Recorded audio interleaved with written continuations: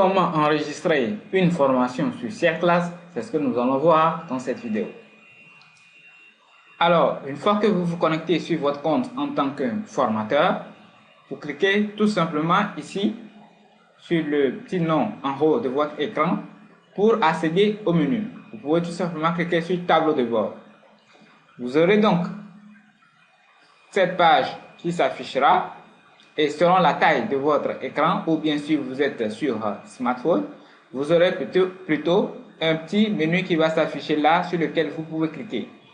Ici, vous avez donc les onglets du menu qui sont là. Vous cliquez sur plus ou more et vous défilez pour avoir l'onglet créer un cours. Vous cliquez dessus. Vous aurez donc cette page qui va s'afficher. Et cette page vous permet d'enregistrer votre formation. Nous allons voir donc étape par étape ce que chaque volet permet de faire. Nous avons donc en tout 7 étapes qui sont donc classées dans le côté gauche de votre écran. Chaque étape a plusieurs éléments. La première étape permet donc de rentrer le titre du cours et de mettre la description. Nous allons donc commencer. Ici, dans le premier champ, nous mettons le titre du cours. Pour cet exemple, nous allons choisir comme formation le programme d'accompagnement Sortez du trou. 2.1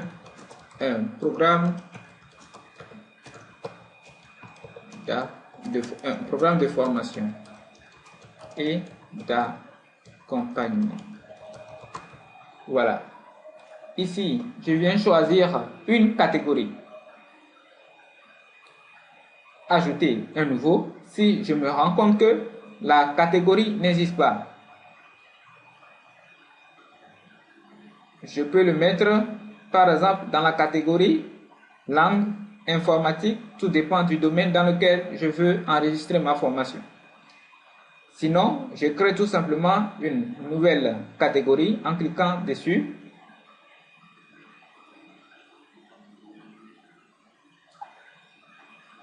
Ajouter un nouveau, entrer un nouveau.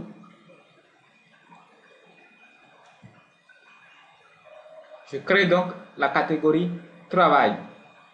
Ensuite, ici, je mets une image représentative du programme ou bien de la formation que je veux donner.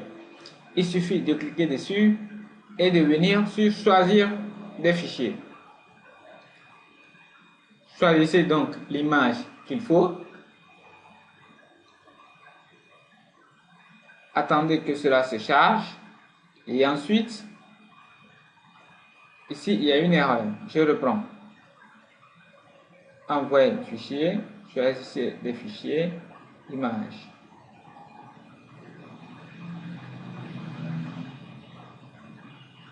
Voilà. Donc l'image étant bonne, je clique tout simplement sur définir comme image de cours. Dans cette zone, je peux tout simplement mettre une petite description de la formation. Cette formation est un programme, etc., etc. Je mets une petite description et si j'ai une description beaucoup plus complète ou beaucoup plus longue, je cliquerai tout simplement sur description complète du cours. J'aurai donc ce champ qui me permet de mettre en place une description très intéressante et surtout très lisible pour l'internaute. Donc ici, je pourrais faire toute la description de mon programme, du moins la description qui permettra donc de séduire l'internaute afin qu'il achète le cours ou bien afin qu'il souscrive au cours. Pour la partie description longue, vous avez pratiquement tout un tableau qui vous permet donc de faire la mise en forme de votre test. Vous remarquerez rapidement les boutons gras italiques, les boutons citation et les autres éléments. Ici, ça vous permet donc de choisir les titres ou bien la taille des différentes parties de votre test. Vous pouvez également ajouter une image ou une vidéo qui représente ou bien qui décrit peut-être la formation. Ici, par exemple, vous pouvez tout simplement cliquer dessus pour ajouter d'autres nouveaux outils. Par exemple, la couleur du test. Ceci vous permet tout simplement de changer la couleur du test. Il s'agit des outils qui sont les outils de Microsoft Office Word. Alors, le petit élément nouveau que vous allez peut-être découvrir ici, c'est ce bouton vert qui est donc intéressant pour ceux qui s'y connaissent un peu en programmation. Pas forcément parce que son utilisation est hyper simple. En cliquant dessus, vous aurez donc d'autres éléments qui vous permettent de faire la mise en forme de manière beaucoup plus parfaite de votre cours.